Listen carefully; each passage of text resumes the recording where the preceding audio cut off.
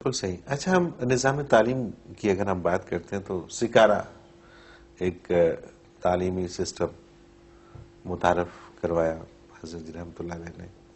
بہت سارے اور بھی سسٹم موجود ہیں.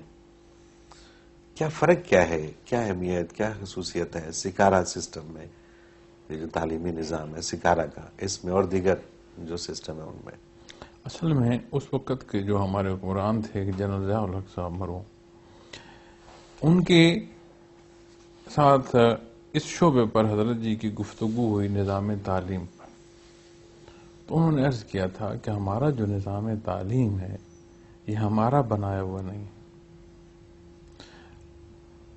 ہمارا نظام تعلیم ہمیں طبقات میں اور حصوں میں تقسیم کرتا ہے، اور ایک بات جو بہت بڑی ہمارے لیے نقصان کا سبب بنتی ہے وہ یہ بنتی ہے کہ ہمارے بچے جو دینی علوم کے لیے جاتے ہیں انہیں دنیا سے آشنائی نہیں رہتی، اور جو دنیاوی تعلیم کے لیے ہم بچے بھیجتے ہیں ان کی حیثیت یہ ہوتی ہے کہ ان اداروں سے نکل کر وزارت تک تو پہنچ جاتے ہیں لیکن صورت اخلاص نہیں آتی.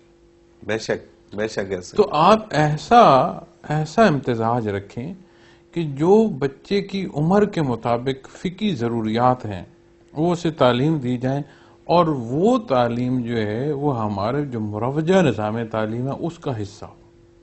صحیح. تو اس بحث میں جو ماہرین تھے گورنمنٹ کے انہوں نے کہا اٹس ویری مچ امپاسبل، یہ تو بہت برڈن ہو جائے گا. تو حضرت نے پائلٹ پروجیکٹ تب شروع کیا تھا صحیح سکارا کے نام سے، اور سکارا مین ایگلز نیسٹ ہے، شاہین کا گھونسلہ اس کا مطلب ہے، عربی لفظ ہے.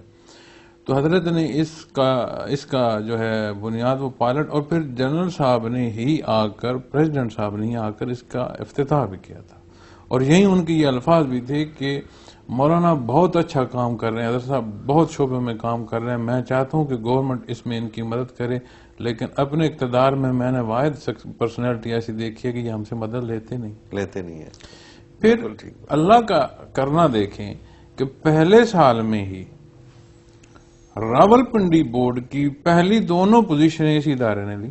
واہ واہ. اور اسی تعلیم کے ساتھ لیں جس کے لیے ماہرین کہہ رہے تھے کہ یہ مشکل ہے. تو یہ وہ بنیاد حضرت نے مثال دی تھی کہ اپنے نظام تعلیم کو ایسا کرو کہ آپ کا بچہ فیلڈ میں جا رہا ہو تو اسے معلوم ہو کہ بحیثیت مسلمان جو میرے ذمہ فرائض ہیں، جو ذمہ داری ہیں، وہ کیا ہے. بالکل صحیح بات ہے، بالکل صحیح. بلکہ ہمارے کسی لاسٹ کے کچھ پروگرامز کے اندر، کسی پروگرام کے اندر آپ رحمۃ اللہ علیہ نے ذکر بھی فرمایا تھا کہ ہمارے مدرسوں سے اتنے لوگ نکلتے ہیں ہر سال، لیکن وہ جاتے کہاں ہیں؟ ہمیں کہیں پریکٹیکلی وہ نظر نہیں آتے کہ کہیں کوئی ایس ایس پی لگا ہو، کہیں کوئی ڈی آئی جی لگا ہو، کہیں کوئی مجسٹریٹ لگا ہو، اور وہ اس طرح سے دین کے حوالے سے وہ اپنی ساری خدمات وہاں پہ لوگوں کو اٹینڈ کر رہا ہو، ان کی بات سن رہا ہو، اور وہ ایک سمبل ہو ہمارے سامنے کہ یار یہ مدرسے سے پڑھ کے نکلا ہوا ہے، یہ دیندار آدمی ہے. تو اس سے ہم اس کردار کی طرف آئیں کہ جو اس کا کردار ہے، تو وہ ہمیں نظر نہیں آتا. یہ لوگ پتہ نہیں جاتے. حضرت جو بات کر رہے تھے وہ آپ اسے اگر اور آسان الفاظ میں کہا تو وہ ایک ایسا فرماتے تھے جیسے ایک قومی پالیسی. بالکل ٹھیک بات ہے. ہمارے ہاں جو نقص ہے وہ یہ ہے کہ ہر ایک اپنے وقت کی ضرورت کے مطابق پالیسی چاہتا ہے، چاہے وہ ملک کو فائدہ دیں یا نہ دیں، چاہے وہ امت کو مزید تقسیم کرنے کا سبب بھی کیوں نہ ہو جائے. ہمارا جو بھی طبقہ قوت نافذہ کی اس حصے میں پہنچتا ہے وہ وقتی اور لمحاتی تبدیلیاں چاہتا ہے جو اسے سوٹ کر رہی ہیں، حالانکہ وہ جو وقتی اور لمحاتی اس سارے وجود کے زخموں کو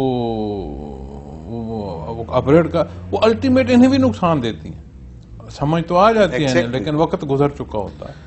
اگر یہ ساری چیزیں شروع سے دیکھ لی جاتی تو 70 سال بعد ہمارا یہ حال نہ ہوتا. ہم کسی اور جگہ پہ کھڑے. ایک بریک لے لیتے ہیں اور پھر کچھ اور گفتگو حضرت جی رحمۃ اللہ علیہ کے حوالے سے کریں گے. ناظرین محترم، ایک مختصر کمرشل بریک. حاضر ہوتے ہیں، ہمارے ساتھ رہیے گا.